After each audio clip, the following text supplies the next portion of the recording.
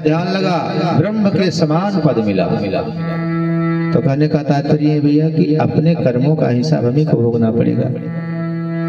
इसलिए कभी भी जीवन जीने के लिए भाइयों का हक नहीं छीनना चाहिए। कहते हैं कोई संत समाज, एक दिन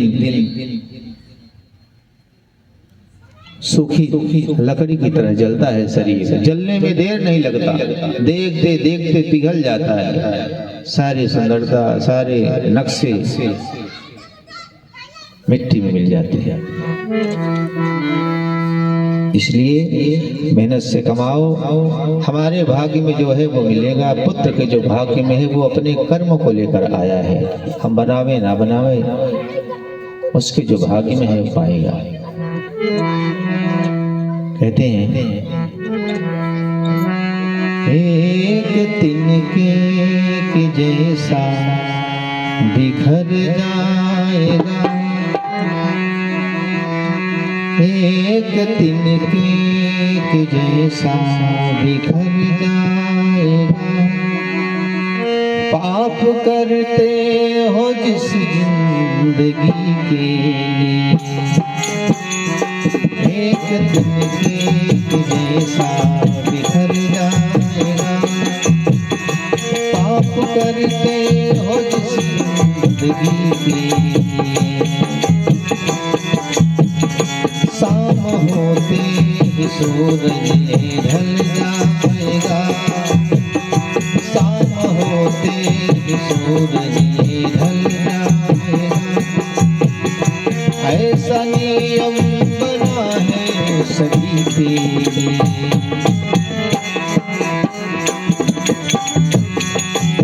जीवन बीत गया नाश्वर संबंधों में, ग्रंथों ने सदगुरुओं ने बार बार संदेशा दिया, अच्छा नहीं लगा। समय बीत गया तब ख्याल आया,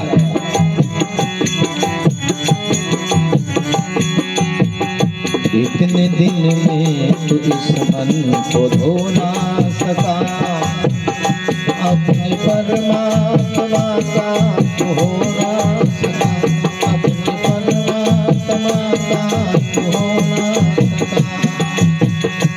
जीवन बीत गया पर मन शरीर को धोते रहे।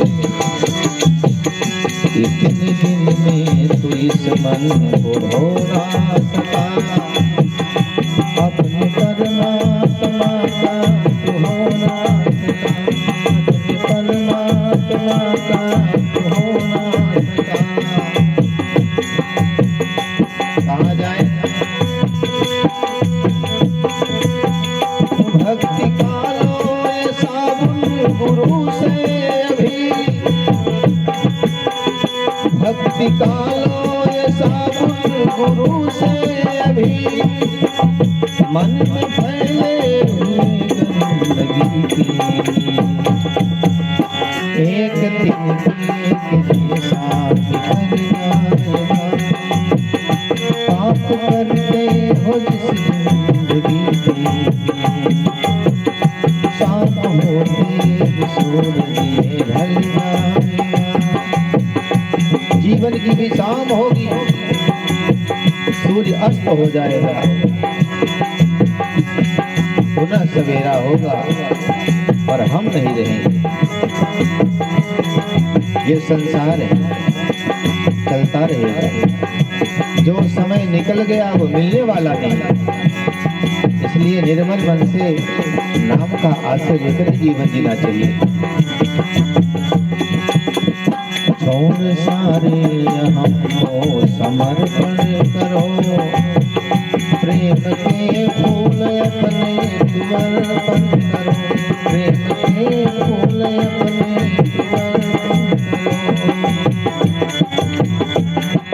हाँ छोड़ सारे हमको समर्पण करो, प्रेम के फूल अपने अर्पण करो, प्रेम के फूल अपने अर्पण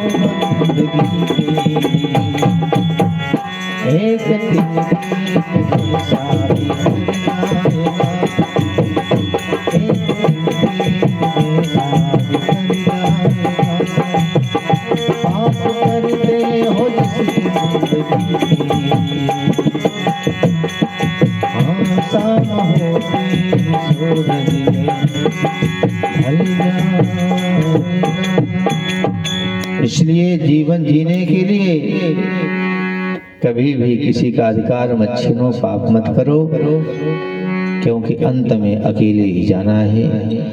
आपका घर, आपका पैसा का बंटवारा हो जाएगा। आपके अंत्येष्टि क्रिया पर विशेष ध्यान नहीं रहेगा, धन पर विशेष ध्यान होगा। पिताजी ने कितना बना के गए, 4 भाई हैं, पहले बंटवारा होना चाहिए और उनके कर्मों को फिर देखेंगे कैसा करना है।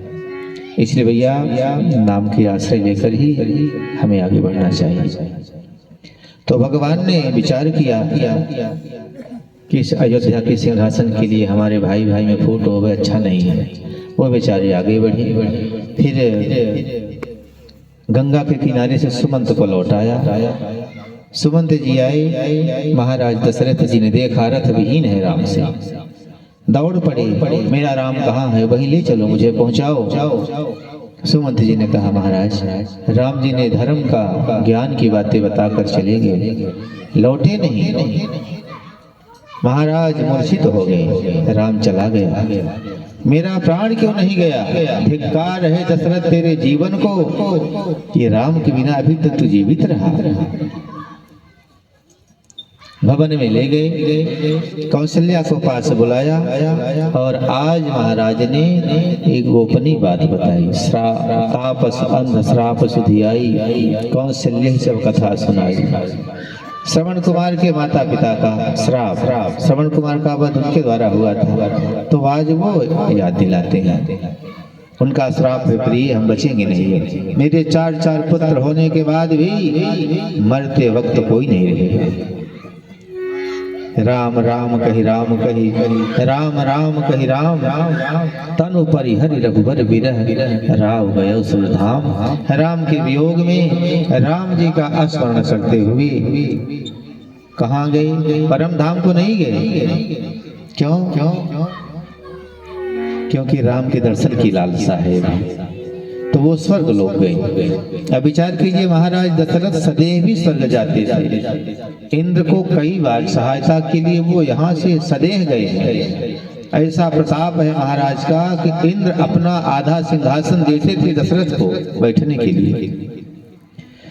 आज शरीर को छोड़कर गए, क्योंकि अब धरती से नाता टूट गया। पहले लौट आते थे। इधर भरत जी आए, दाह संस्कार हुआ। राम जी इधर गंगा को पार होते हुए प्रयाग क्षेत्र में भरद्वाज के आश्रम पर गए, फिर वहां से यमुना को पार करते हुए चित्रकूट धाम गए। भरत जी वही मनाने गए। राम जी ने समझाया, धन्य है भरत जैसा भाई कभी नहीं होगा। राम जी हमारे जैसे जैसे गए हैं वो पैदल गए। राम के वियोग में उनके चलते चलते पैदल पांव में बड़े बड़े छाले पड़ गए, और भगवान ने जब देखा भरत को तो हृदय से लगा लिया। अंत में निर्णय हुआ, पिताजी चले गए पर उनका वचन का तो सम्मान रह जावे। तो भरत ने कहा, प्रभु सिंहासन सोना रहेगा। तो राम जी ने कहा, चरण पादुका को ले जाओ, हम 14 वर्ष बाद भाई फिर आएंगे। भरत जी चरण पादुका को लेकर आए, सिंहासन पर रखा। फिर नंदी ग्राम में वनवासी की तरह जैसे राम जी थे वैसे ही वेशभूषा बनाया। मेरे भैया वन वन भटके, हम सिंहासन पर ना भी बैठे तो राज्य का भोग कैसे कर सकते हैं? तो उन्होंने राज्य में रहते हुए भी वनवासी बन गए, जीवन व्यतीत करने लगे। राम जी हमारे 14 वर्ष के वन में लगभग 12 वर्ष चित्रकूट धाम में रहे। फिर भगवान वहां से आगे बढ़े कि अब हमें लीला करने के लिए आगे बढ़ना चाहिए। तो वो जाने लगे कहाँ? आपके क्षेत्र में आए, पंचवटी की ओर। और इधर मार्ग में अनुसुईया जी के आश्रम पर गए, यानी अत्रि ऋषि। अत्रि ऋषि के आश्रम पर जब गए तो राम जी को देखकर बड़े प्रसन्न हो गए, और श्री राम जी और अत्रि ऋषि का सुंदर सत्संग हुआ। देखिए, जीवन में जब वर्ग बैठे मन मिले तो फिर आनंद आता है चर्चा की। साधु संत मिले तो भगवान की चर्चा हो गई, सांसारी लोग मिले तो संसार की चर्चा हो, और पीने वाले मिले तो पीने की चर्चा हो, चोर मिले तो चोरी की चर्चा। जो जैसा स्वभाव जिसका उनका उसी में आनंद। और इधर अनुसुईया माँ सीता जी को पास बिठाती हैं, पुत्री की तरह प्रेम करती है, और फिर समाज में देश की नारियों के लिए बड़ा ही पावन उपदेश देती है। बेटी, हम तुम्हारे माध्यम से जगत की नारियों के लिए एक व्रत का विधान बताऊंगी कि देवियों के लिए सबसे बड़ा व्रत क्या है, कि उन्हें घर में रहकर, परिवार में रहकर के इस व्रत का पालन करें, भवसागर से पार हो जाएंगे। उन्हें कहीं और कुछ करने की जरूरत नहीं है, इसी एक व्रत के पालन से वो परम धाम को चली जाएंगे। संत समाज मिले ना मिले, सत्संग मिले ना मिले, पर इस व्रत का ही पालन कर लें, संपूर्ण व्रतों का फल मिल जाता है। सीता माँ ने कही, मैया बताओ तो उत्तम उपाय है। देवियों के लिए बड़ी समस्या रहती है, बेचारी सुबह जगह 5 बजे और फिर शाम को 10-11 बजे ही आराम मिले। छोटे छोटे घर के काम, क्योंकि घर में भी भैया बड़े काम रहते हैं,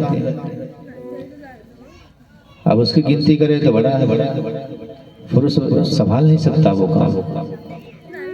तो इनके लिए उपाय सरल क्या है? तो फिर माँ ने बताई कि नारी के लिए जो साल में हमेशा व्रत उपवास रहती हैं, पर एक उपवास रहें, यानी एक व्रत रखें, उस व्रत के पालन से संपूर्ण व्रतों का फल मिलता है। उत्तम व्रत क्या है उनके लिए? एक ही धर्म एक व्रत नेमा, काय वचन मन पतिपद प्रेमा। यही उत्तम व्रत है, पतिव्रत। इससे बड़ा उनके लिए कोई व्रत नहीं है। एक ही धर्म एक व्रत नेमा, काय निस्सरी वचन मन वचन कर्म से पति की सेवा करें, इससे बड़ा दूसरा व्रत उनके लिए कोई नहीं है। इस व्रत का पालन करने से संपूर्ण व्रतों का फल मिलता है। तो सीता माँ ने कहा, मैया ये बताओ, ये व्रत तो बड़ा अच्छा है और करना ही चाहिए, क्योंकि पति ही तो सब कुछ होता है। परिवार के लिए तो पति पाप भी कर जाता है बेचारा, और इसके बाद भी वो इस व्रत का पालन ना करें तब तो मानो वो जगत में बड़ी अभागी नारी है। तो मैया कहती है, बेटी पति ही परमेश्वर है, नारी जाति के लिए पति ही परमेश्वर है। पति की सेवा से परमात्मा प्रसन्न हो जाते हैं। जो योगियों को गति मिलती है वो उनको मिल जाती है, परंतु उसके कुछ नियम हैं। क्या नियम है? इस व्रत का नियम है 4 प्रकार के। उत्तम के बस असमन माही, सपने हो आन पुरुष जगनाही। उत्तम प्रकार की पतिव्रता वो है, अपने पति के अलावा पर पुरुष को जीवन में वो जानती ही नहीं। उसमें से अनुसुईया जी। अच्छा, दूसरी श्रेणी की पतिव्रता, मध्यम पर पति देख कैसे, भ्राता पिता पुत्र निज जैसे। अपने पति के अलावा परपति को वो कैसे देखती है? जैसे अपने से बड़े हैं तो पिता के समान, अपने बराबर वाले उम्र के हैं तो भाई के समान, अपने से छोटे हैं तो पुत्र के समान देखती है। ये दूसरी श्रेणी का व्रत नियम है। और तीसरा, धर्म विचार समुझ कुल रहई, सो निकिष्ट प्रिय सुति अस कहई। जो धर्मों का विचार करती है, पति के अलावा पर पुरुष की ओर कुदृष्टि डालना बड़ा पाप है। तो जो ऐसा धर्मों का विचार करके अपने आप को पवित्र रख पाती है, वो तीसरी श्रेणी की पतिव्रता मानी जाती है। और चौथी, बिनु अवसर भजते रह जोई, जाने हो अधम नारी जग सोई। जिनका मन चंचल है, अवसर नहीं मिलता, बिनु अवसर, भय के कारण अवसर ना मिलने से जो जगत में जीवन पर्यंत अपने आप को सुरक्षित रख पाती हैं, वो अधम पतिव्रता मानी जाती है। यानी जैसे जिसका मन चंचल है, अवसर नहीं मिलता, डर है पति का, समाज का, धर्म का, कोई देखेगा तो क्या कहेगा, इस प्रकार से भी जो अपने आप को पवित्र रख पाती हैं वो अधम पतिव्रता मानी जाती हैं, फिर भी चतुर्थ श्रेणी का स्थान मिलता है। इस लोक से विदा होने के बाद परम गति उनका भी हो जाता है। अच्छा, मान लो पति का अपमान, तो पति का अपमान कभी नहीं करना चाहिए, पति कैसा भी क्यों ना हो। जैसे मान लो विवाह हो गया, शादी हो गए, जीवन बीता, पति बेचारा विकलांग हो गया, अपंग हो गया, ऐसी परिस्थिति में भी उसका अनादर नहीं करना चाहिए। मैया बताती हैं कि पति कैसा भी क्यों ना हो, यानी वृद्ध रोग वश जड़ धनहीना। पति कैसा हो, बुढ़ापा, रोगी, जड़ धनहीन, अंध बधिर क्रोधी अति देना। पति अंधा हो जाए, बहरा हो जावे, कोढ़ी हो जावे, दीन दुखी हो जावे, ऐसे हूँ पति कर किए अपमाना, नारी पाव यमपुर दुख नाना। ऐसे भी पति का अपमान करने से यमपुर में अनेकों प्रकार से दुख पाती है। पति का अपमान करने से, अच्छा मान लो पति के साथ छल किया जाए तो पति वंचक पर पति रति करई, रौरव नरक कल्प सत परई। यदि पति के साथ छल करके पराये पति के साथ रति किया जाए तो वो 1-2 कल्प नहीं 100 कल्प तक रौरव नरक में वास करती है। रौरव नरक ऐसा होता है जहाँ एक भी क्षण आपको सुकून नहीं मिलेगा, कष्ट देकर दंड देकर रुलाया जाएगा, उसे कहते हैं रौरव नरक, जहाँ भयानक चिक्कार और तड़पते हुए जीवन बीतेगा। और पाप यहाँ भी पीछा नहीं छोड़ता। क्यों? अनुसुईया माँ बताती है बेटी, पीछा नहीं छोड़ता पाप। इतना कष्ट भोगने के बाद 100 कल्प तक नरक झेलने के बाद जन्म होता है पुनः कहाँ, बेटी के रूप में।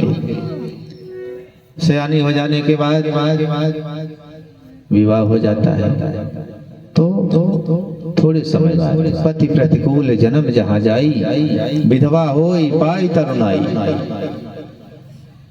नारी का जन्म होगा, युवावस्था में विवाह होने के बाद वो विधवा हो जाती है।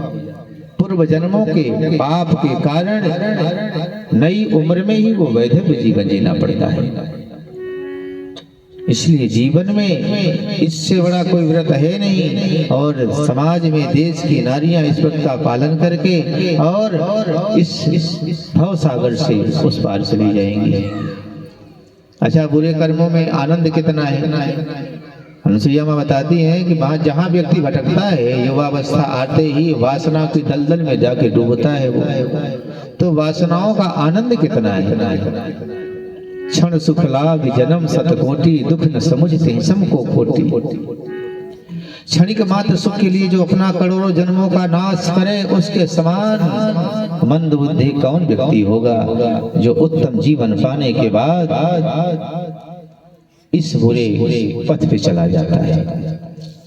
इसलिए जीवन में हमेशा संयम से रहना चाहिए, क्योंकि जगत में जब हमारे जीवन में धर्म होगा तो हम कभी नहीं फिसलेंगे, और मान लो दुर्भाग्य से कहीं पैर फिसलने लगा तो परमात्मा बाहें पकड़कर खींच लेगा। इसलिए हमेशा जीवन में 4 पदार्थ हैं, धर्म अर्थ काम मोक्ष। सकल पदार्थ है जगमा ही कर्महीन नर पावत नहीं। तो ये सकल पदार्थ का मतलब ये 4 पदार्थ है। धर्म, जीवन धर्म के पथ पर चलने का संकल्प हो। जब धर्म के पथ पर चलोगे, अर्थ कमाओ धर्म पूर्वक धन कमाते हुए परिवार में प्रवेश कर जाओ। अपने परिवार के साथ भी धर्म पूर्वक व्यवहार करो तो जो मोक्ष का पद है वो मिल जाएगा। उसे खोजने का प्रयास नहीं करना पड़ेगा। क्योंकि आपके जीवन में धर्म है और धर्म ही भगवान है। इसलिए माने सुंदर पावन उपदेश देती हैं। इसलिए बता रही हूँ बेटी की नारियों में कुछ अवगुण है, अवगुण होने के कारण वो सफल नहीं पाती, इसलिए ये व्रत जो है उनको बचाएगा। अवगुण क्या है? भय, भयभीत होना, अविवेक, अज्ञानता, अज्ञानता के कारण तो कुपंथ मार्ग पे जाती है। अशौच, अपवित्र हो जाना, अदाया, निर्दयी, कठोर। कहते हैं ना कि माता कुमाता नहीं होती, पुत्र कुपूत भले हो जावे, पर माताएं ही गर्भ में संतान का वध करती हैं। साहस, हम किसी से कमजोर नहीं, तो साहस भी दोष है। इस साहस के कारण ही उनकी मर्यादा कभी कभी नष्ट हो जाती है। नीति का पूर्ण बोधन होना, राजनीति में नहीं आना चाहिए उनको कभी। राजनीति स्वार्थ पे है, पवित्र रह नहीं पाएंगे। चपलता, मन चंचल हो जाता है, और माया, एक आंखों से हंसे, एक आंखों से रोवे। यह नारी स्वभाव सत्य सब कही, अवगुण 8 सदा उर रही। ये 8 अवगुण रहते हैं, इसलिए इस व्रत के प्रभाव से ये संपूर्ण अवगुण रहते हुए भी कभी भी अपना प्रभाव दिखा नहीं पाते। जब नारी का जीवन सत्य गुण में होगा तो ये अवगुण, क्योंकि देखिए गुण सब में है, अवगुण भी सब में है। जड़ चेतन गुण दोष समय विश्व की न करता। भगवान ने गुण दोष से रचना रची है, पर नारियों के लिए विशेष मान्य चर्चा इसलिए की कि इनको कहीं जाने की जरूरत नहीं है। जब वो इस व्रत का पालन करेंगी तो अवगुण उनके समीप रहते हुए भी वो कभी प्रभाव नहीं दिखा पाएंगे और उनका कल्याण हो जाएगा। इसलिए हमेशा संयम में अपने पति तक ही सीमित रहें, मन वचन कर्म से पति की सेवा करें। पतिव्रत धर्म से बड़ा कोई धर्म नहीं है, और इस धर्म का विधान है, हम बेटी को देवी मानते हैं। क्यों? कि पावन रहे, पवित्र रहे। और कन्या का उदाहरण 11 वर्ष तक ही है, इसके बाद फिर वो नारी के प्रारूप को प्राप्त होती है। तो कहने का तात्पर्य है कि समय के अनुसार जब भी विवाह हो गए, पर जब तक अविवाहित रहें, माता पिता की मर्यादा को बचा के रखें और पवित्र रहें। विवाह के बाद इस व्रत का पालन करने का अधिकार मिल जाता है। फिर पति के साथ मन वचन कर्म से जीवन बितावें, पति की सेवा करें, और इसके बाद फिर अपने पति के कल्याण के लिए भगवान की आराधना, मंदिर में जाना, पूजा पाठ सब करना। पर इस व्रत के बाद, इस व्रत का खंडन करने के बाद कहीं जाओ, कल्याण होने वाला नहीं। इसलिए ये जो मन है भागता है, तो मन को संयम में रखना चाहिए।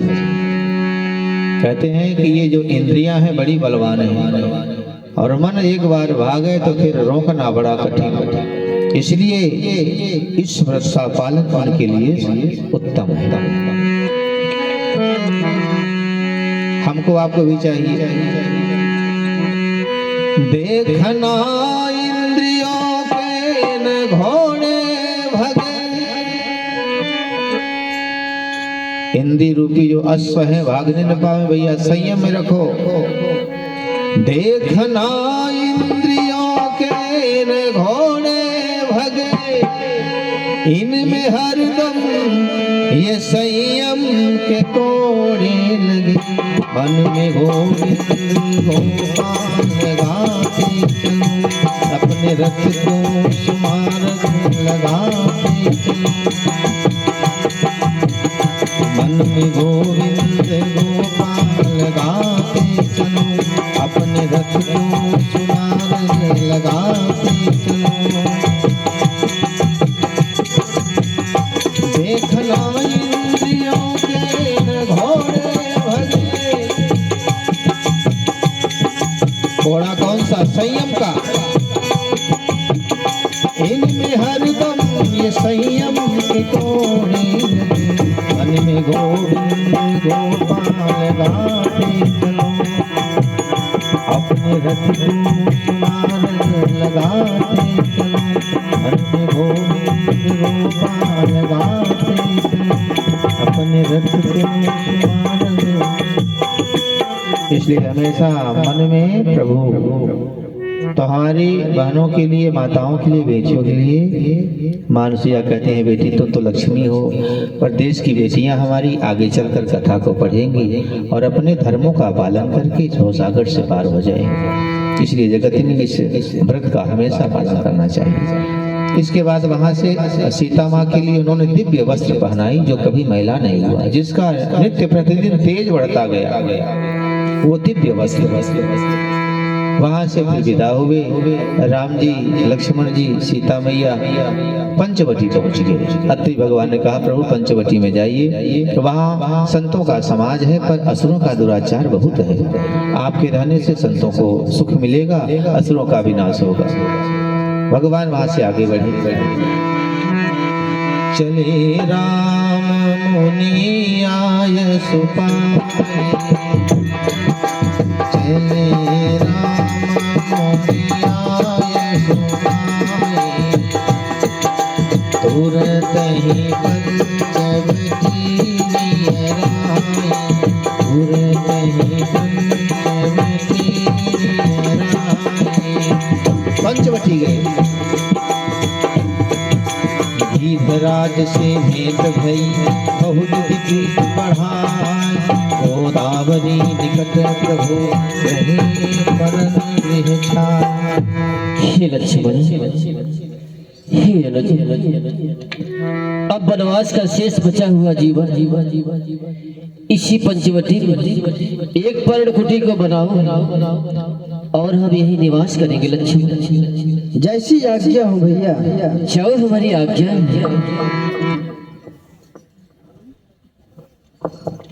गीधराज से मुलाकात हुई। गीधराज ने प्रार्थना किया प्रभु यही रहिए। दशरथ जी हमारे मित्र हैं, आपके रहने से हमें ऐसा एहसास होगा कि आप भी हमारे पुत्र के समान हो। यहाँ के स्थान से हम भली भांति परिचित हैं, तो आपके न रहने पर हम सीता पुत्र की सुरक्षा भी करेंगे और आप सबका दर्शन भी होता रहेगा। भगवान प्रसन्न हो गए बेचारे और वही रहने लगे। समय बीता और रावण की बहन सुपर्णखा एक दिन विचरण करती हुई जा रही है। जो हमने चर्चा की, मन चंचल दोष प्रकट हो गया। राम जी को देखते ही स्वरूप भगवान का सुपर्णखा सोचने लगी, ये तो बड़े सुंदर है। और वो थी विधवा और उसका भयानक स्वरूप भी है। दुष्ट हृदय दारुण जस अहिनी, सर्पिणी के समान उसका हृदय है, जिसे डस ले वह जीना मुश्किल। ऐसा जहर भरा है उसके हृदय में। तो वो विचार करने लगी, इनको फंसाऊं अपनी माया जाल में, कैसे फंसाऊं? तो वो सुंदरी बनी, माया की सुंदरी बनकर आगे जाने लगी। अब जब सुंदरी बनी बेचारी, अच्छा देखिए ये परंपरा आज भी खूब है कि थोड़ा विचार किया जाए। पहले के श्रृंगार माताएं स्वयं करती थी, आज के श्रृंगार अब उसके वो केंद्र खुल गए, जिसे कहते हैं वो पार्लर, ब्यूटी पार्लर। जितना सुंदर श्रृंगार माताएं स्वयं कर सकती हैं, पर वो पैसे का परंपरा। तो अच्छा उसमें भी ऐसी व्यवस्था है भैया, रूप बदल जाता है। स्वरूप अच्छा ना भी हो तो इतना सुंदर बन जावे भैया कि शादी विवाह तक तो बहुत बढ़िया, लड़की बड़ी अच्छी है। अब मान लो विवाह हो जाए 2-3 दिन बाद फिर भैया ये कैसी हो गई। अब वो तो पहले तो कुछ और थी, अब तो उसमें क्या होते हैं, रिश्ते भी बिगड़ जाते हैं अपने। हमारे साथ धोखा हुआ। तो जो भगवान ने स्वरूप दिया है सबसे सुंदर वही है, क्योंकि पति तो अपना पति है, वो आप किस स्वरूप से थोड़ी प्रेम करेगा। आप तो आपसे विवाह हो गया है, तो आप ही उनकी सब कुछ हो। तो सुपर्णखा ने भी विचार कि कितना सुंदर बनूं, इतना सुंदर बनूं कि हमें देख करके आकर्षित हो जाए, फिर बाद में चेहरा बिगड़ेगा तो देखा जाएगा। तो वो बेचारी सुंदरी बनती चली। सुपर्णखा रावण के बहिनी, दुष्ट हृदय दारुण जस अहिनी।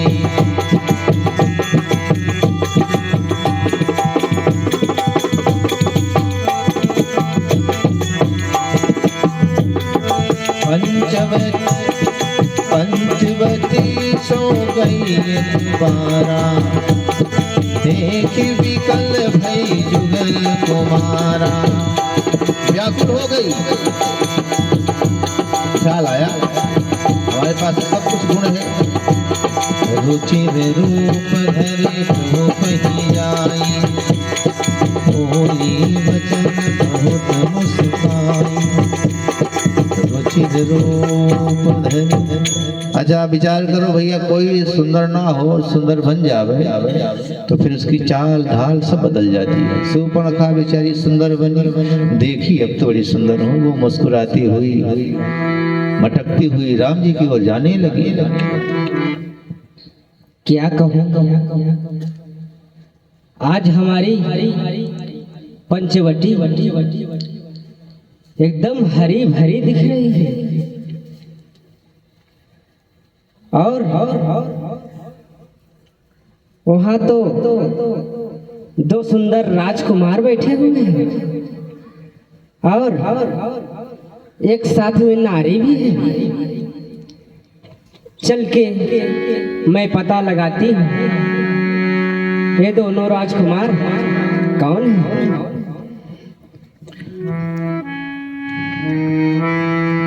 रुचिर रूप धरि प्रभु पही जाई, बोली बचन बहुत मुस्काई। हे महाशय जी, सुनाओ देवी, आप कौन हैं और कहाँ से आए हैं। हे देवी, हम अयोध्या के चक्रवर्ती महाराज दशरथ के पुत्र राम, और ये हमारी भार्या सीता है। कुटिया से कुछ दूर बैठे, वह हमारा छोटा भाई लक्ष्मण है। पिताश्री के आज्ञा के अनुसार हम 14 वर्ष बन के लाया, और इसी पंचवटी में कुटिया बनाकर रहा करता हूँ देवी। हे देवी, कृपा कर अपना परिचय सुनाए, आप कौन हो। मैं महाराज रावण के बहनी शूर्पणखा हूँ। हे सुंदरी, हे सुंदरी के कोमल चरण इस राम के कुटिया तक किस आशा से आई है देवी। अब शूर्पणखा कहने लगी, देखिए आप तो परदेसी हैं, अब आपसे ऐसी कुछ बातें कहें तो अच्छा है नहीं, अच्छा ना कहूँ तो भी अच्छा नहीं है, तो कहना तो पड़ेगा ही। इसलिए मैं आपसे एक बात बताने आई हूँ कि हम रावण की बहन, मेरा नाम शूर्पणखा है, मेरा भाई असुरों का राजा है, और हमारी महल सोने की है। हम अभी तक कुंवारी हूँ, त्रैलोक्य में घूम रही थी कि हमारे योग्य कोई पुरुष मिल जावे तो मैं विवाह कर लूँ, पर त्रैलोक्य में घूमती रही, हमें कोई हमारे योग्य पुरुष मिला नहीं, इसलिए हम अभी तक अविवाहित हैं। राज घूमती घूमती लगता है हमारा सफर पूरा हो गया। आपको देखकर ऐसा लगता है कि अब कोई नहीं है, तो आप अच्छे हो। देखिए शूर्पणखा के भाव हमारे अनुरूप तो हो नहीं, फिर भी अब 19-20 की जोड़ी हो जाती है, कोई बात नहीं। इसलिए हम आपसे गंधर्व विवाह करना चाहती हैं। हाँ महाशय, मैं आपसे गंधर्व विवाह करना चाहती हूँ। ये क्या कह रही देवी। श्री राम जी सोचने लगे, भैया वन में आने के बाद विवाह, अब कहाँ इससे क्या कहूँ, अब कहीं ऐसा ना हो दृष्टि हमारी पड़े इस पर तो इसका मेकअप बिगड़ जावे। तो राम जी ने सीता जी की ओर देखने लगे। सीता ही चितई कही प्रभु बाता, आहई कुमार मोर लघु भ्राता। हे देवी, कहिए महाशय। हम तो आपको पहले बता चुका हूँ कि हमारा विवाह हो गया है। यह हमारी धर्मपत्नी सीता है। मैंने सीता को वचन दिया कि सीता के अलावा सभी देश की नारियां हमारे लिए बहन, बेटी और माता के समान। इसलिए मैं तुम्हारे प्रस्ताव को स्वीकार नहीं करूंगा सुंदरी। अगर शादी की तुम्हारी प्रबल इच्छा हो रही तो कुटिया से कुछ दूर बैठे वह हमारा छोटा भाई लक्ष्मण अपने मन की याचना जाकर लक्ष्मण को सुनाओ, चलती हूँ। शूर्पणखा घूम कर देखी थोड़ी दूर लक्ष्मण भी बैठे थे। सोची वो भी ठीक है, कोई बात नहीं। अब वो लक्ष्मण जी की ओर जाने लगी। लक्ष्मण भैया तो बेचारे भैया की सेवा में गए, सोच रहे हैं लगता है कोई समस्या आएगी वन में, वहां से यहाँ क्यों आ रही है। तब तक वो पहुंच गई लक्ष्मण जी के पास। हे महाशय जी, कहिए सुंदरी। आप दिखने में तो बहुत अच्छे लग रहे हैं। हे सुंदरी, अभी तो आप हमारे भैया से कुछ वार्तालाप कर रही थी, फिर अचानक हमारे पास आने का क्या कारण है और कहां से आई हो सुंदरी, किस उद्देश्य से आई हो। मैं आई हूँ एक उद्देश्य लेकर। वह क्या उद्देश्य है सुंदरी। हे महाशय जी, मैं आपसे गंधर्व विवाह करना चाहती हूँ। नहीं सुंदरी, मैं आपसे विवाह नहीं कर सकता हूँ। सेवक के पास आ गई हो, ऐसा कभी नहीं हो सकता है। हम तो अपने प्रभु का सेवक हूँ, उनके श्री चरणों का दास हूँ, इसलिए मैं आपसे विवाह नहीं कर सकता हूँ। अगर आपकी विवाह करने की प्रबल इच्छा है तो हमारे भैया के ही पास जाइए, उन्हीं से याचना करिए, वही आपके प्रस्ताव को स्वीकार कर सकते हैं सुंदरी। नहीं महाशय जी। शूर्पणखा कहने लगी हम उनके पास तो गई थी, पर वो विवाहित है, उनके साथ एक है। अब हमने तो कहा कि हमारे साथ कल अच्छी नहीं है, पर वो माने नहीं, इसलिए आपके पास भेज दिए। तो आप कर लो, क्योंकि आप तो अकेले हैं। जैसे जोड़ी उधर है ऐसे जोड़ी आपके साथ मैं शोभा दूंगी। लक्ष्मण जी कहने लगी देवी, हम सेवक हैं और सेवक का जीवन बड़ा कठिन होता है, इसलिए तुम्हारा कल्याण राम जी के शरण में जाने से होगा। हाँ सुंदरी,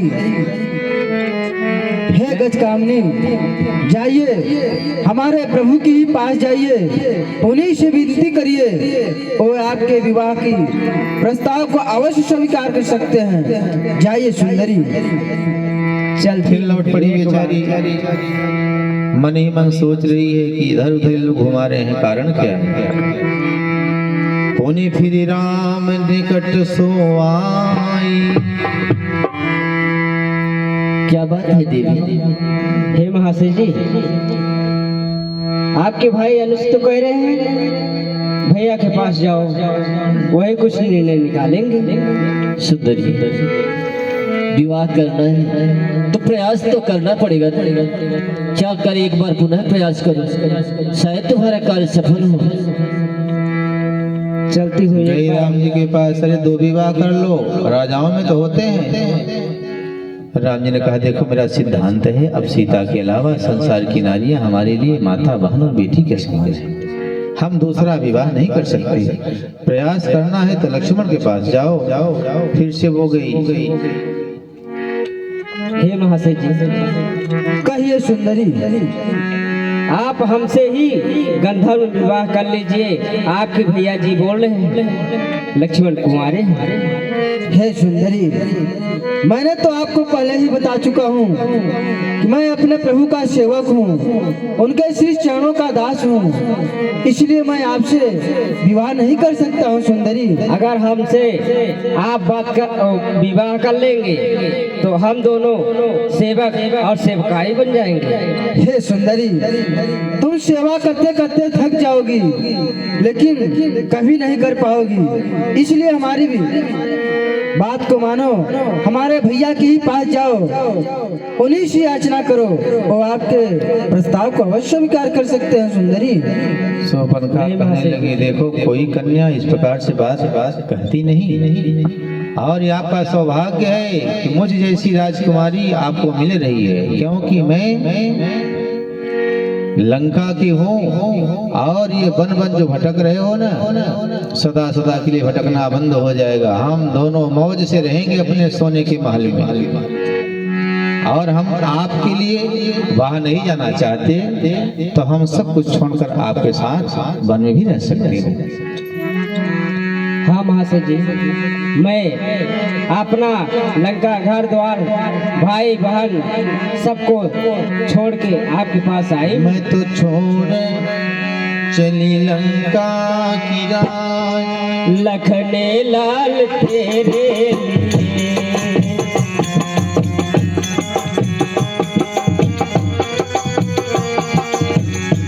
मैं तो छोड़ी आई लंका की राह, लखने लाल तेरे लिए, तेरे लिए लखन तेरे लिए, तेरे लिए लखन तेरे लिए।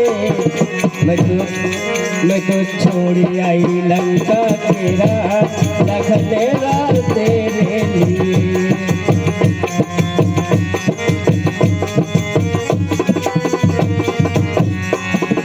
भाई भी छोड़ा भतीजा भी छोड़ी, मैं तो छोड़ी आई सगल परिवार, लखने लाल तेरे लिए।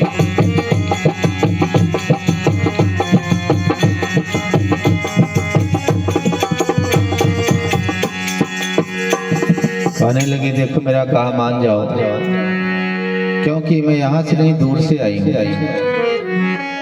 हाँ मास्टर जी, मैं इतनी दूर से चल के आपके पास आई हूँ, लेकिन आप मान नहीं रहे हैं मेरी बात। बड़ी दूर से आई हूँ, प्यार का तोहफा लाई हूँ।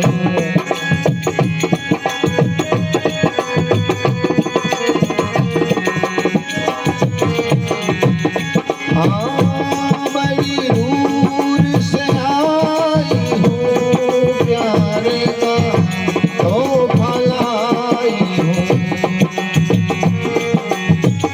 अपना लो या ठुकरा दो, प्यार का तोहफा लाई हूँ।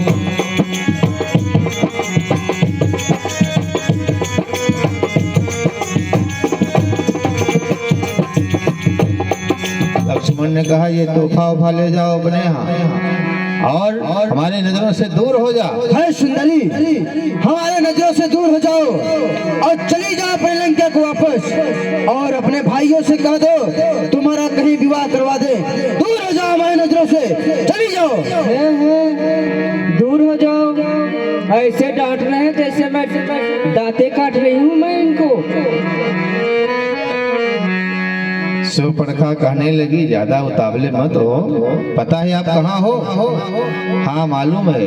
कहाँ? वन में। ये वन वन आपके पिताजी का थोड़ी है, ये हमारे अधिकार क्षेत्र में है। हमारी पंचायती है, संपूर्ण त्रैलोक्य में राजा है और हमारे नगर में आकर हम ही को आंख दिखा रहे हो। हम आपसे विवाह करने आ गई, आप हमें डरा रहे हो। अब सोच रही है कि लगता है क्रोध आएगा आएगा आएगा बार बार बार बार। तो धीरे धीरे सुपर्णखा को क्रोध आने लगा, अब उसका स्वरूप बिगड़ने लगा। विवाह नहीं करोगे तो परिणाम अच्छा नहीं होगा। अगर लखनलाल आप विवाह नहीं करोगे अच्छा नहीं होगा आपके लिए। है निर्लज्ज नारी, दुष्ट, चली जाओ हमारी नजरों से। तुझसे तो विवाह वही कर सकता है जो निर्लज्ज हो, हैवान हो। दूर हो जाओ हमारी नजरों से और चली जाओ लंका को वापस। अब तो क्रोध आ गया। अच्छा, ये नारी ही कांटा बन रही है, हम इसका अंत करूंगे। तब खिसियान राम पही गई, तब खिसियान राम पही गई। विवाह नहीं करोगे? विवाह नहीं करेंगे। ये नारी ही हमारी बाधा बन रही है। क्रोधित भाई भयानक स्वरूप। तब खिसियान राम पही गई, रूप भयंकर प्रकटत भई, रूप भयंकर प्रकटत भई। भयानक स्वरूप।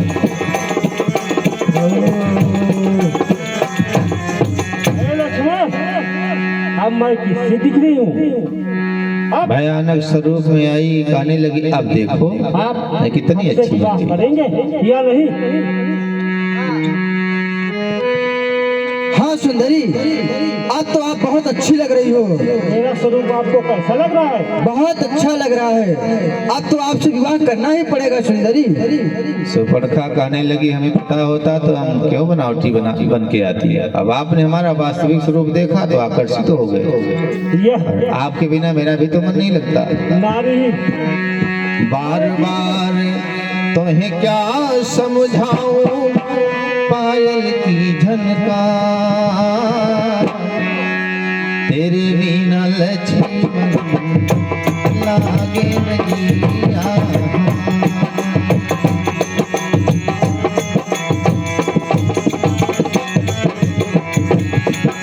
बार बार तुम्हें क्या समझाऊं, पायल की झनकार,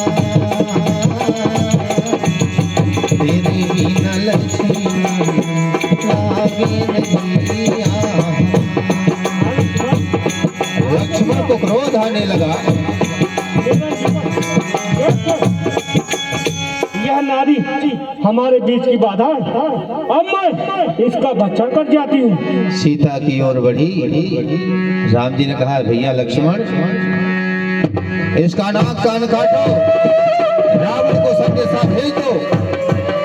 नाक कान बिनु भई भी करारा, नाक कान बिनु भई भी करारा,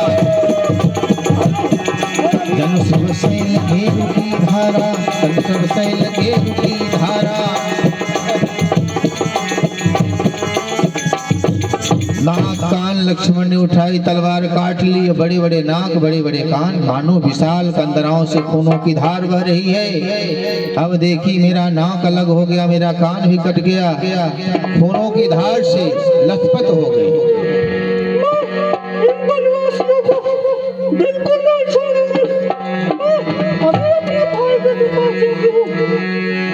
अब रोती बिलखती सुपर्णखा, कहाँ जाऊं? जैसे तैसे स्वरूप बना के आई थी, अब तो ऐसी हो गई कि कोई देखेगा भी नहीं मुझे। पर हम इसका प्रतिशोध चुकाऊंगी। वो रोती बिलखती अपने भाई खरदूषण के पास गई। भाइयों ने देखा बहन की यह दशा। बहन, तुम्हारी यह दशा किसने किया? तो उल्टी सीधी बात बता गई, भैया एक सुंदर नारी आई है, तो राजकुमार बनवासी वेशभूषा में है।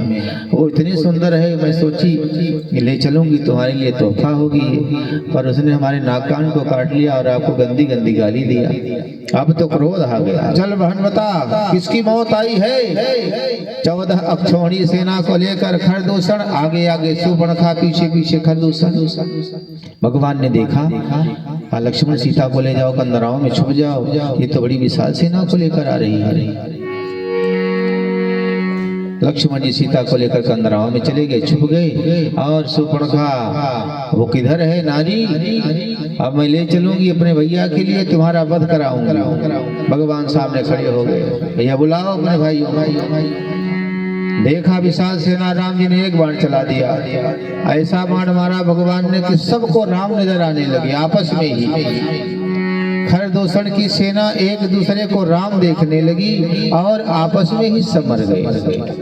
एक दूसरे को राम समझकर मार डाले, सब मर गए। खरदूषण देख रहे हैं, ये कैसे हो गए सब? तब तक सब मर गए, क्योंकि दो ही तो बचे। एक दूसरे को राम देखे तो सबके पास अस्त्र था, थोड़े ही क्षण में सब मर गए। अब खरदूषण को बड़ा क्रोध आया, आगे बढ़े तो भगवान ने दोनों का काम तमाम कर दिया। और सुपर्णखा जब यह देखी कि हमारे भाइयों का वध ये बालकों ने कर दिया, तो सोचने लगी, ये तो छोटे छोटे हैं पर बड़े बलवान, अब कहाँ जाऊं? नाक कान काटने का बदला कौन चुकाएगा? तब वो बेचारी अपने बड़े भाई रावण के पास जाने लगी। रावण सोने की लंका में राज दरबार में विराजमान मदमस्त है। क्यों? क्योंकि रावण सभा में भी दारू पी के व्याकुल है।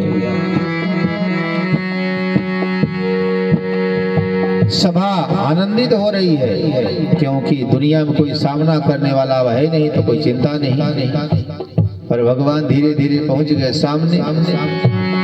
धुआं देखी खरदूषण केरा, धुआं देखी खरदूषण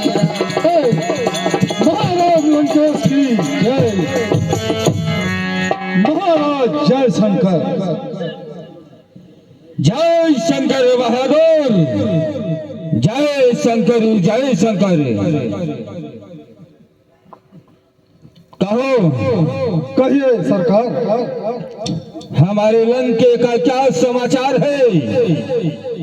लंके का समाचार सब ठीक ही ठीक है। अति उत्तम बहादुर, कहिए सरकार, हमारे नामों की जय जयकार तीनों लोकों में हो रही है कि नहीं? हाँ महाराज, आपकी जय जयकार तीनों लोक में हो रही है। यहाँ तक कि ऋषि मुनि पूजा पाठ नहीं करने पा रहे हैं, हम लोग पकड़ के भक्षण कर जाते हैं। अति सुंदर बहादुर, क्योंकि तुम लोग जानते हो कि तुम्हारा यह राजा त्रिलोक विजयी राजा रावण, जिसके भय से यम कुबेर दिग्पाल यहाँ तक कि बड़े बड़े देव दानव सब हमारे राज्यसभा में सर झुकाए खड़े रहते हैं हमारी वंदना करने के लिए। बहादुर, कहिए सरकार, इतना ही नहीं, धरा पद से खिसक जाए मुझे 10 शीश कहते हैं। प्रबल आतंकवाहों का मुझे भुजबीश कहते हैं। बहादुर, कहिए सरकार, खरौंदे खेलते बच्चों को मैं अक्सर गोद लिया करता हूँ। अगर देखी अशुभ रेखा तो उन्हें मृत्यु दंड दिया करता हूँ।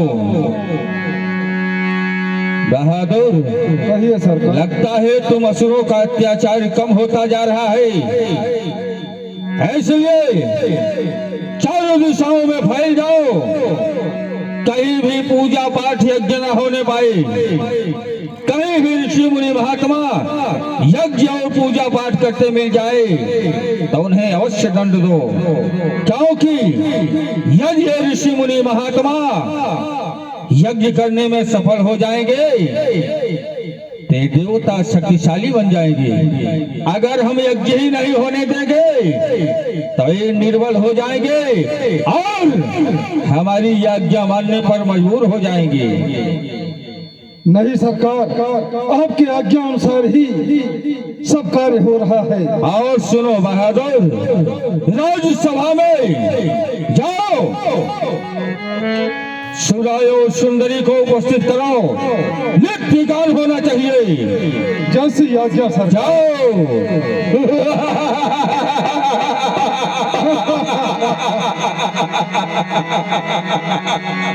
जाओ मेरे वीरों।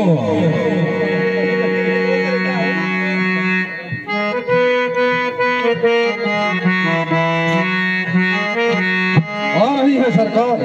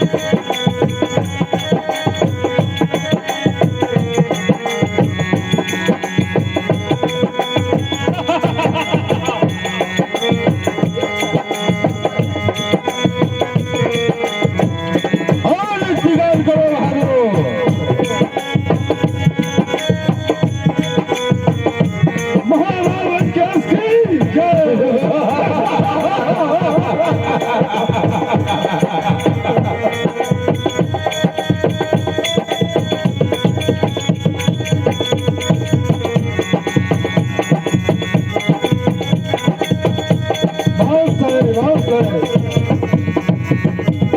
महाराज लंका की जय। आगे सुनो। धुआं देख कर दूषण तेरा, गाय सुबन था रावण तेरा, गाय सुबन था रावण तेरा। सुबर्णखा पहुंची और धिक्कारते हुए बोली बचन क्रोध करी भारी, देश कोश के सुरत की सारी। बंद करो ये नाच गाना। हे भ्राताश्री, कहने लगे धिक्कार है तेरी भुजाओं को, तेरे रहते तेरी बहन की यह दशा हो गई और तो नित्यगान में मदमस्त पड़ा है। तुझे पता नहीं शत्रु शीश पे आ गया और तो रातों दिन सोता है पी के दारू। क्यों रे वंश मूर्खे, ये भ्राता नाक कटी, नकटी हो आई, चेहरा लहू लुहान हुआ। अरे वंश मूर्खे यह बतला, किसने तेरी हाल किया बहन? कौन हो जिसने अपनी मौत को ललकारा है? हे भैया, बोल। मैं आज पंचवटी भ्रमण करने निकली। मेरी दृष्टि जब वन की ओर पड़ी तो मैंने क्या देखा, दो राजकुमार वन में आए हुए हैं, उनके साथ में एक नारी भी है। उसकी सुंदरता को देखकर मैं विचलित हो गई। मेरे मन में यह विचार आया कि वह आपकी योग्य है। मैं उसके पास गई, मैंने प्रस्ताव रखा।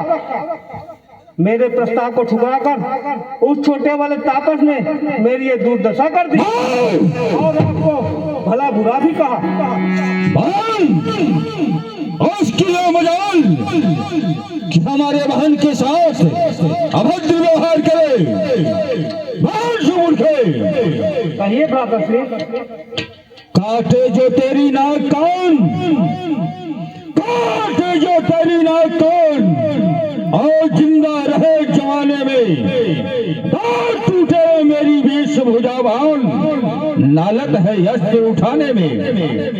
बहन सुमूर्खे, तुम बैठो, थोड़ा धीर धरो, मैं दंडक वन को जाता हूँ और इस नाक कान काटने का बदला उन वनवासियों से अभी चुकाता हूँ बहन सुमूर्खे।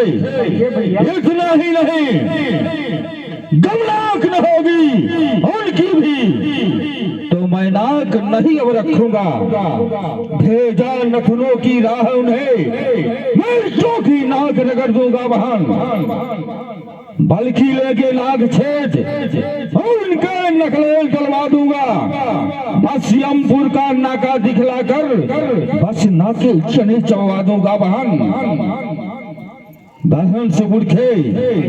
यह धराधाम लोग मेरे बिना के नहीं जीते हैं। मेरे भय से बाघ और बकरी जल एक घाट में पीते हैं बहन। परंतु बहन से मूर्खे, दुख तो इस बात का है कि यह समाचार, यह दुराचार, यह समाचार, यह दुराचार क्या घर दूषण से नहीं कहा? उनका तो वही अखाड़ा है, और कुलभूषण से नहीं कहा। हे भैया, बोल। सर्वप्रथम मैं उनके पास ही गई थी। तो क्या बहन उन्होंने तुम्हारी इस दशा को देखकर शांत रह गए? हे भैया, उनके रक्त में उबाल आ गया। सारी सेना लेकर वह दोनों भ्राता उनसे युद्ध करने को गए। बड़े बालक तापस ने एक ही बाण में दोनों को यमलोक पहुंचा दिया। भैया क्या कही बहन? खर और दूषण भी गति को प्राप्त हो गए। बहन, आप जाओ महलों में अपना उपचार कराओ मन में किसी प्रकार की चिंता ना करो बहन। तुम्हारा ये भाई रावण तुम्हारे इस अपमान का बदला अवश्य चुकाएगा बहन, अवश्य चुकाएगा। जाओ ए भैया, आप उनसे प्रतिशोध जबरदस्त लेना। अवश्य बहन, हम उन्हें मृत्यु दंड देंगे। आप अपने मन की ग्लानि को निकाल कर जाओ महलों में बहन। जो आज्ञा भैया। जाओ। सुपनखा को समझाया रावण। भवन में गया, नींद नहीं आई। सोच रहा है कि खरदूषण तो हमारे समान योद्धा थे, उनका वध कैसे हो गया। उनका वध करने वाला भगवान ही हो सकता है। खरदूषण मोहिसम बलवंता, तिन्हें ही को मारे बिन भगवंता। क्या कहूँ, खर दूषण हमारे समान योद्धा, उन्हें मारने वाला कोई साधारण नर हो नहीं सकता। सूर्य रंजन भंजन महिभारा, जो भगवंत लीन अवतारा। लगता है हम असुरों का कल्याण करने के लिए नारायण अवतार लिए हैं। तो मैं जाई बैर हठ करऊं, प्रभु सर प्राण तजे भवतरऊं। अगर वो आए हैं तो हम उनका स्वागत अवश्य करेंगे और उनसे बैर को बढ़ाकर अब उनके ही द्वारा उनके परम मोक्ष द्वार को जाऊंगा। रावण ने विचार किया, भगवान के अलावा कोई नहीं हो सकता। हमारे कल्याण के लिए आए हैं, शरण में जाएंगे तो मेरा कल्याण होगा, बैर करेंगे तो संपूर्ण असुर जाति का कल्याण होगा, क्योंकि सब भगवान के हाथों मारे जाएंगे और राक्षस योनि से मुक्त हो जाएंगे। तो रावण ने इस प्रकार से विचार करके राम से बैर का विधान बनाया कि हम उनसे बैर करेंगे और फिर इस शरीर का नाता तोड़कर परम धाम को जाएंगे। आगे बढ़ा, वो मारीच के पास जाने लगा। मैं चलता हूँ मारीच के पास और अपनी बहन के अपमान का बदला अवश्य चुकाएंगे।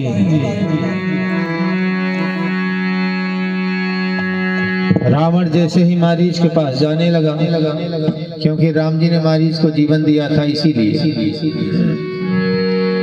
जब विश्वामित्र के यज्ञ को नष्ट कर रहे थे तो सुबाहु का तो वध किया था, पर मारीच को भगवान ने छोड़ दिया था, क्योंकि भगवान भी लीला करने आए हैं। तो भी वसुंधरा रूपी मंच पर मारीच का काम है। राम जी को पता है, तो लक्ष्मण को कहते हैं, लक्ष्मण जाओ पुष्प लाओ भाई, हम पूजा करेंगे भगवान की। तो लक्ष्मण गए पुष्प के लिए। तब राम जी ने सीता को अग्नि में प्रवेश करा दिया। यह रहस्य कोई नहीं जाना, लक्ष्मण को भी नहीं पता हुआ। सीता जी अग्नि में प्रवेश हो गई और माया की सीता राम जी के साथ रहने लगी। सुनहु प्रिया व्रत रुचिर सुशीला। देवी सीता, कहिए स्वामीनाथ, जिसके लिए हमारा तुम्हारा अवतार हुआ वह समय आ गया है सीते। अब असुरों का संहार करने का समय आया है, इसलिए हम कुछ नरलीला करना चाहता हूँ। तुम्हारी सहायता की जरूरत है। हे सीता, कहिए स्वामीनाथ। जब तक असुरों का संहार न कर डालो तब तक तुम अग्नि में वास करो और एक माया का स्वरूप हमारे पास आओ सीते। ठीक है स्वामीनाथ। जाओ देवी। सीता अग्नि में प्रवेश हो गई। अब माया की सीता राम जी के पास आ गई। लक्ष्मण हो यह हमारे मन जाना, जो कछ चरित्र रचा भगवान। भगवान ने जो लीला किया वो लक्ष्मण भी नहीं जान पाया। अब माया की सीता राम जी के साथ, इधर रावण बढ़ा मारीच के पास। दशमुख गयो जहाँ मारीचा,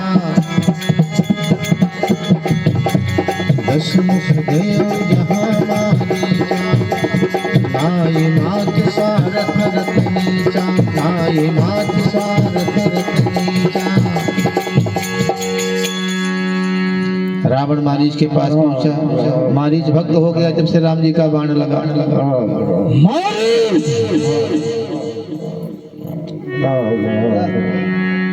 मारीच ने देखा रावण सरकार का आगमन हमारे आश्रम पर।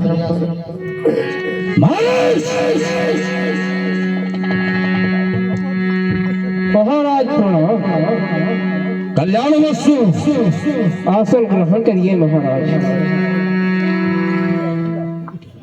करी पूजा मारीच तब सादर पूछी बात। पूजा अर्चन किया मारीच ने। पूजा अर्चन करने के बाद पूछने लगा, महाराज अचानक आने का कारण और चेहरे पे उदासी है। मारीच,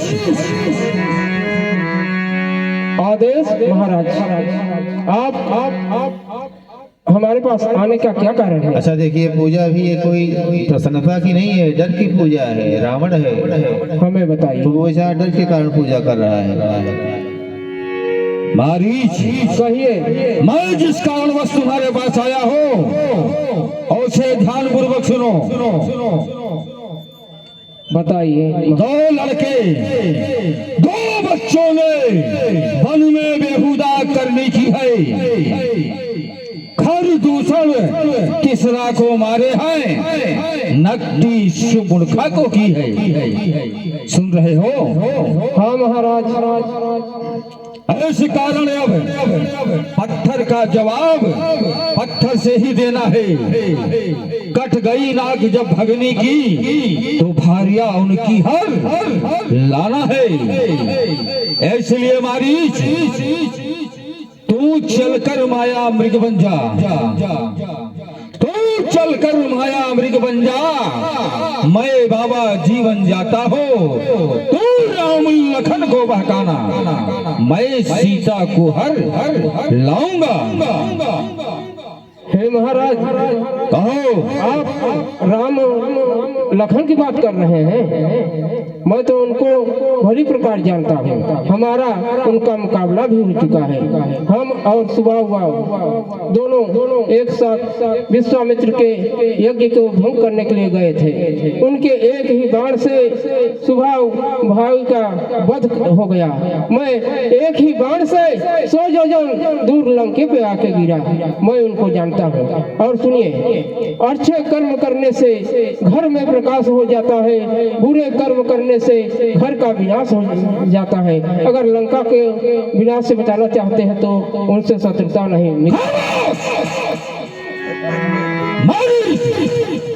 हम तुम्हारा शास्त्र या उपदेश सुनने के लिए नहीं आए हैं। मारीच, यदि नहीं दिया तू साथ मेरा, सुन रहा है?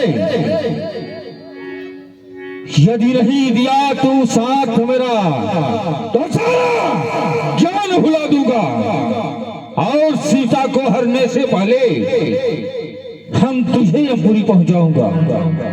हे महाराज, भाई थोड़ा विचार करने का समय दीजिए। विचार कर ले मारीच। मारीच ने समझाया, क्या कहूँ? बड़े होने के कारण समझाया कि जीवन में हरना है निज दोष हरो, सीता का हरना ठीक नहीं। करना है शुभ काम करो, चोरी का करना ठीक नहीं। रावण ने निकाली तलवार, डर गया बेचारा, सोचा मरना है तो राम के हाथों मरना अच्छा। क्या कहूँ? दोनों तरफ मरना ही पड़ेगा। अगर इस निशाचर के हाथों मारा जाऊंगा तो मुझे नरक होगा। मैं प्रभु रामचंद्र जी के हाथों मारा जाऊंगा तो उनके परम धाम को जाता हूँ। इसलिए इसका साथ मैं दे देता हूँ। ठीक है महाराज, मैं आप मारीच, क्या विचार करके आया? मैं आपका साथ दिया महाराज।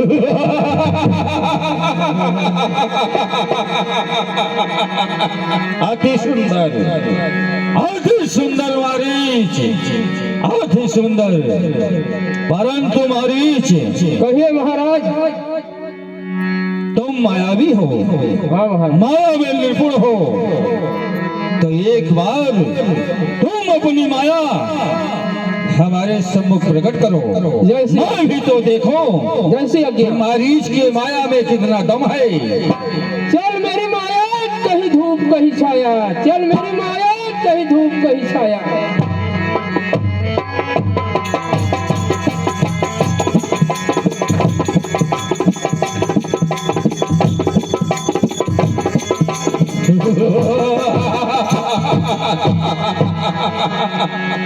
अति सुंदर मारीच, बहुत हो तुम तुम जाओ, अपने कार्य में अवश्य सफल रहोगे मारीच, यह मेरा आशीर्वाद है। हम तुम्हारे पीछे पीछे अति शीघ्र आ रहे हैं, जाओ।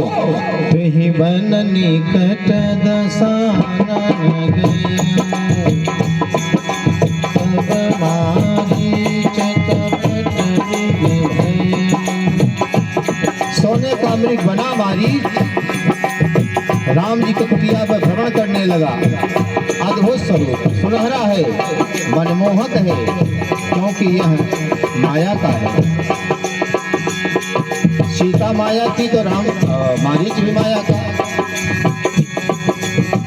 शास्त्र कहता है कि नारी नारी को देखकर मोहित नहीं होती, पर आज ऐसा ही हुआ। सीता भी माया की, मारीच भी माया का, और सीता जी ने माया को देख मोहित हो गई। सीता परम रुचिर मृग देखा, अंग अंग सुमनोहर वेख, अंग अंग सुमनोहर वेख। वन में छलांगे लगाते हुए मारीच पहुंचा। सीता माँ ने देखी, कहने लगी स्वामी देखिए न कितना सुंदर मृग है।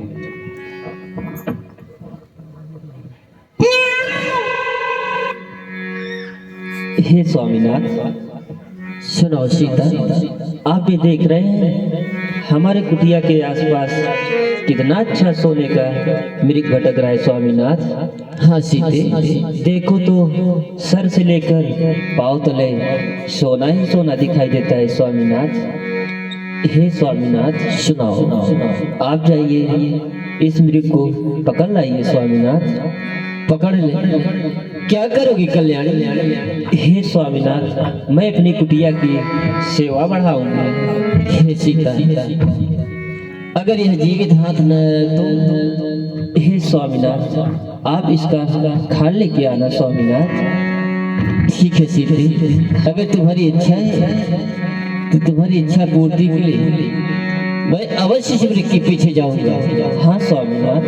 हे लक्ष्मण, आज्ञा हो भैया। सीता की इच्छा है, तीन की इच्छा पूर्ति के लिए मैं शिवलिंग के पीछे जा रहा हूँ लक्ष्मण, परंतु सावधान रहना, सीता को कुटिया में अकेले मत छोड़ना, क्योंकि यहाँ बड़े बड़े राक्षसियां भ्रमण करती रहती है। सीता के कुटिया में अकेले पागल इन पर आक्रमण कर सकती है, इसलिए हमारी आज्ञा का ध्यान रखना लक्ष्मण। हे भैया, आज हमारी बाईं आंख फड़क रही है, लगता है कुछ अशुभ होने वाला है भैया। इन भयानक जंगलों में अनेकों मायावी राक्षस रहा करते हैं, कहीं इनकी माया तो नहीं है भैया? लक्ष्मण, अगर मायावी राक्षस भी होगा फिर भी यह मेरे हाथों से नहीं बचेगा।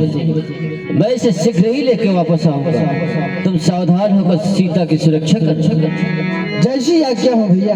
हमारी आज्ञा। राम ने धनुष पर बाण चढ़ाकर आगे बढ़े। मारीच छलांगे लगाते हुए भागने लगा। सोच रहा है मेरा सौभाग्य देखिए, भगवान के पीछे दुनिया भागती है और आज भगवान मेरे पीछे दौड़ रहे हैं। प्रभु ही बिलो की चला मृग भाजी, हाँ प्रभु ही बिलो की चला मृग भाजी।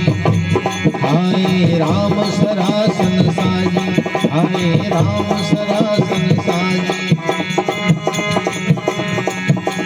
निगम नीति शिव ध्यान न पावा, माया मृग सो पाछे रावा।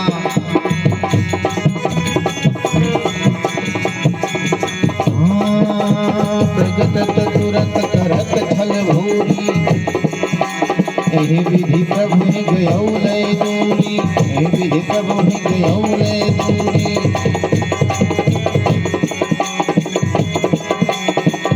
कभी प्रकट हो कभी अंतर ध्यान हो, इस प्रकार से काफी दूर लेकर भागा। राम जी ने देखा आप काफी दूर आ गए, रावण का भी काम हो जाएगा। हाँ तब तक राम कठिन सर मारा, धरनी पर्यो धरि घोर पुकारा, धरनी पर्यो धरि घोर पुकारा, धरनी पर्यो धरि राम बाण लगा, मारीच धरती पे कपट का त्याग करते हुए राम राम कहते हुए दुनिया से विदा हुआ। पर राम जी की आवाज में वो सहायता के लिए पुकारा, है सीते, हे लक्ष्मण, हाय सीते, हाय लक्ष्मण, बचाओ, बचाओ, बचाओ, बचाओ, बचाओ।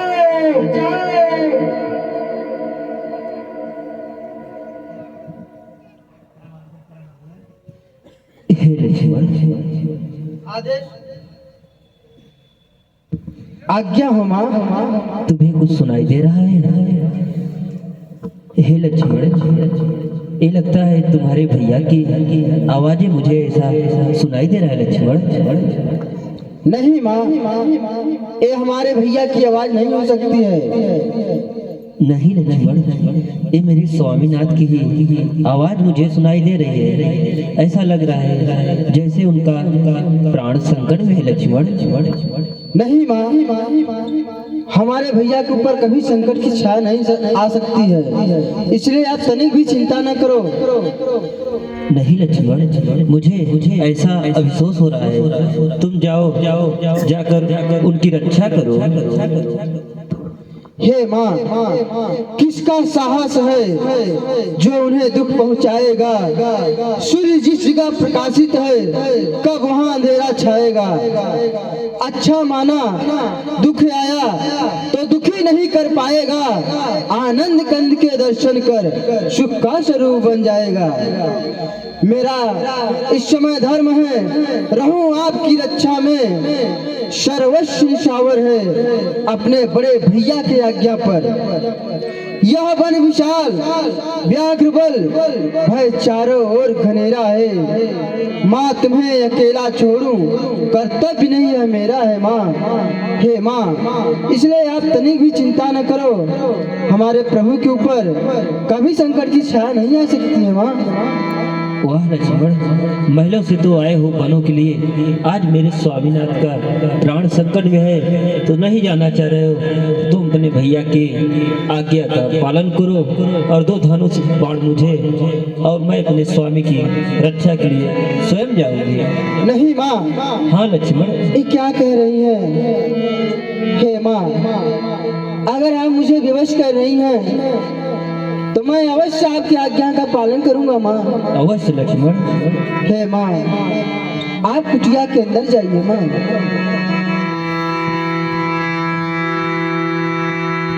विवश हुए अंततः लक्ष्मण वन देवी देवताओं को सौंप कर आगे बढ़े। हे पवन देव, तुम साक्षी हो, पक्षी गणों गवाह तुम्ही, मेरी इस धर्म की नाव सूर्य देव मल्लाह तुम्ही। आज्ञा का पालन करता हूँ, बस इतना है संतोष मुझे। रघुराई अगर उलाहना दे कह देना निर्दोष मुझे। आज्ञा के भीतर यह दास रहा माँ, अब रेखा के भीतर आप रहना माँ। हे माँ, इस रेखा का उल्लंघन कर जो पल कुटी में आएगा, है यार उसे लक्ष्मण की, वह जलकर वही भस्म हो जाएगा। हे वन के देवी देवताओं, हे आकाश के देवगणों, अब मैं अपने सीता माता को आपके हवाले छोड़े जा रहा हूँ, इनकी सहायता करना। बन दिश देव सौंपे सबकाहू, चले जहाँ रावण ससिराहू, चले जहाँ रावण ससिराहू। सोन बीच रस कंधर देखा, आवा निकट के देखा। सोनसान कुटिया देखा रावण, श्रीमन नारायण नारायण श्रीमन नारायण नारायण नारायण,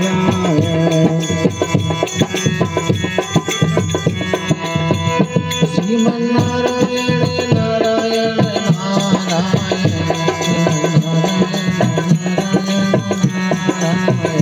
श्रीमन्नारायण नारायण नारायण श्रीमन्नारायण नारायण नारायण।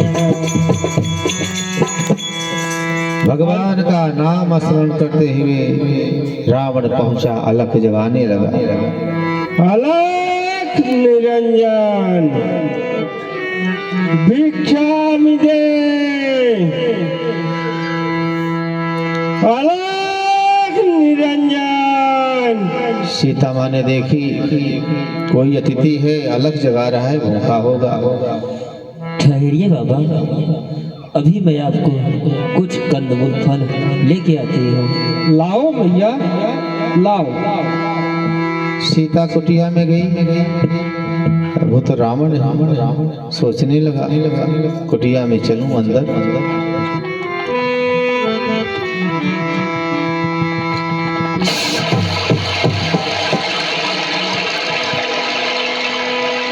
ये तपसी गया जरूर, लेकिन कुछ न कुछ करके गया है। इधर से प्रवेश करता हूँ।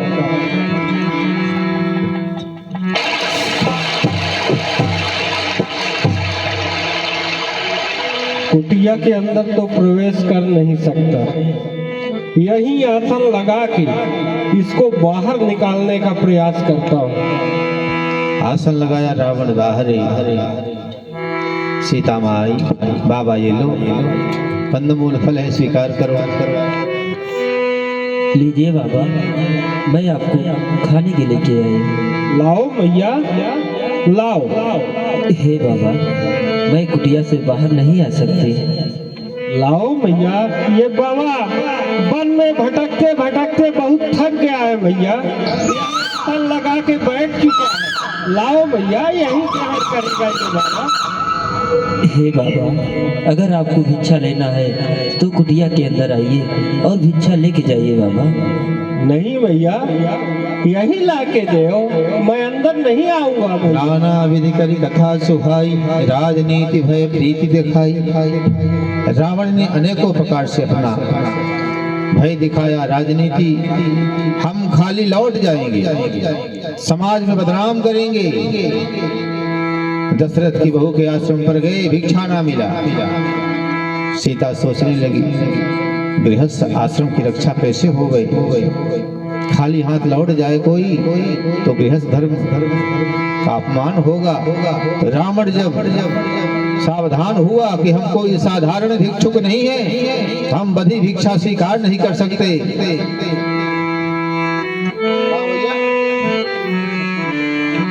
हे बाबा, ये मेरे प्यारे देवर लक्ष्मण की आन है, मैं उनकी आन का उल्लंघन नहीं करना चाहती बाबा। हे भैया, अगर तुम अपने देवर की आन की उल्लंघना नहीं कर सकती तो ये बाबा भी भूखा चला जाएगा, लेकिन बंधी भिक्षा नहीं लेगा भैया। मैं सारे जग में बदनाम कर दूंगा कि दशरथ के बहू के यहाँ गया था, लेकिन वो भिक्षा देने से इनकार कर दी। ये बाबा भूखा चला जाएगा, लेकिन बंधी भिक्षा नहीं लेगा भैया। नहीं बाबा, मैं अभी लेके आती हूँ। लाओ भैया लाओ। सीता माँ ने गृहस्थ धर्म की रक्षा हेतु रेखा को पार कर गई। जैसे ही रेखा लांघी, रावण अट्टहास करने लगा। भैया मैं कोई बाबा जोगी नहीं, मैं रावण हूँ रावण। देख मेरा असली चेहरा। तब रावण ने निज रूप दिखावा, तब रावण ने निज रूप दिखावा, भई सभे जब नाम नावा।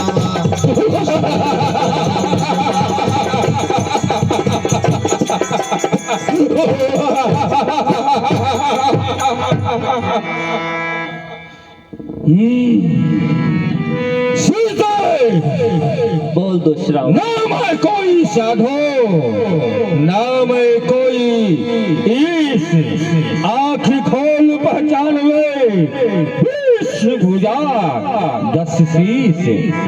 शीतल तू हो सावधान, अब तू मेरे पंजे में हो, और आज तेरी रक्षा रक्षा त्रिभुवन में कोई कर नहीं सकता, क्योंकि तू रावण के पंजे में हो।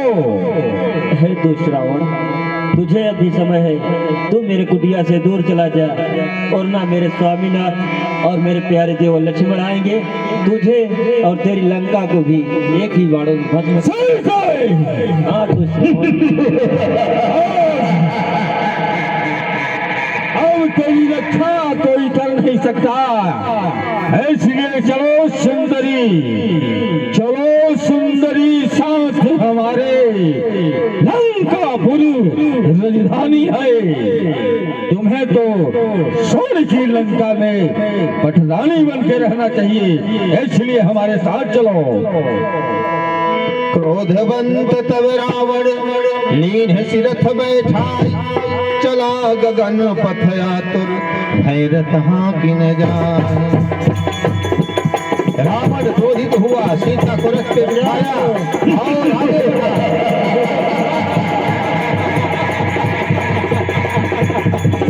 सीता चारों ओर सहायता के लिए पुकारने लगी, बचाओ, कोई मेरी रक्षा करो, लक्ष्मण, स्वामी। रावण आगे बढ़ा,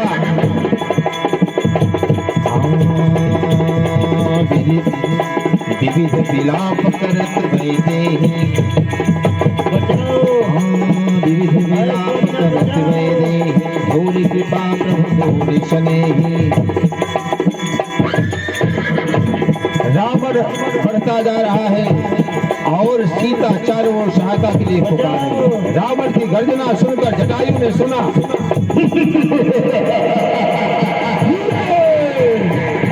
दीर्घराज सुनियारत वाणी, दीर्घराज सुनियारत वाणी, रघुकुल तिलक नारी पहिचानी, रघुकुल तिलक नारी पहिचानी। जटायु ने सुना ये तो सीता पुत्री की आवाज है, कौन दुष्ट लेकर जा रहा है, दौड़ पड़ा और कहने लगा, सीते पुत्री करस जसरासा, करी हूँ जात धान कर नासा। सीते चिंता ना करो पुत्री, मैं आ रहा हूँ, इस पापी का वध करूंगा और तुम्हें मैं बचाऊंगा। यह तो कौन हो सकता है? आवाज लग रही है जो सहायता के लिए चीख चीख के पुकार रही है। रे रे दुष्ट ठाढ़ किन होही, निर्भय चले सिन जान सिमोही। दौड़ा जटायु, अरे दुष्ट ठहर जा, अरे दुष्ट रावण ठहर जा, मेरी पुत्री सीता का हरण करके कहाँ ले जा रहा है? ठहर जा, मैं अभी आ रहा हूँ। जाकर किसी डाल पर बैठ जा, अन्यथा मेरे हाथों मारा जाएगा। अरे दुष्ट रावण, मेरे रहते तू पुत्री सीता का हरण कभी नहीं कर सकता। चल, तेरी मृत्यु निकट आ गई है। क्रोधित हुआ जटायु, आक्रमण कर दिया। हरिकच विरथ की मही गिरा, हरिकच विरथ की मही गिरा, सीत ही राखी पुनि फिरा, सीत ही राखी। रावण को रथ से बाहर गिरा दिया, सीता को लेकर लौट पड़ा, पर रावण सावधान हुआ। अब की बार जटायु ने अपने पंजों से नख काट दिया, यानी रावण के नखों से शीश काट दिया, पर रावण के शीश प्रकट हो गए।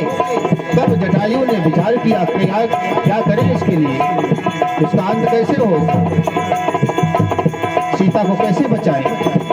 तो जटायु ने अब की बार पंजों से, चोंचों से रावण को वक्षस्थल पर मारने लगा। ओछन मारी विदार से देही, दंड एक भई मूर्छाते ही। रावण को मूर्छित कर दिया कि हम सीता को लेकर भाग जाएंगे, राम जी के पास पहुंचा देंगे, पर रावण की मूर्छा भंग हो गई। अब सक्रोध निश्चर खिसियाना, आढ़ सिपर मकर कृपाना। तब सक्रोध निश्चर खिसियाना, आढ़ सिपर मकर कृपाना। भयानक चंद्रहास निकाला, भोलेनाथ का दिया हुआ, और जटायु के पंख काटने लगा। आपसे पंथ पराग धरनी सुमिरि राम करि अद्भुत करनी। जटायु के पंख काट दिए, वो बेचारा धरती पे गिरा। सीता को लेकर पुनः दक्षिण दिशा की ओर रावण बढ़ा। अब सीता की सहायता कौन करे?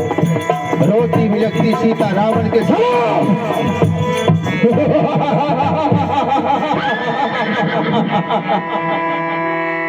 सीता को लेकर ऋषिमुख पर्वत के ऊपर से रावण जा रहा है और वहां सुग्रीव, हनुमान, नल नील ने देखा सीता की करुण पुकार। सीता भी देखी वानरों को तो कुछ आभूषण गिराती है। गिरी पर बैठे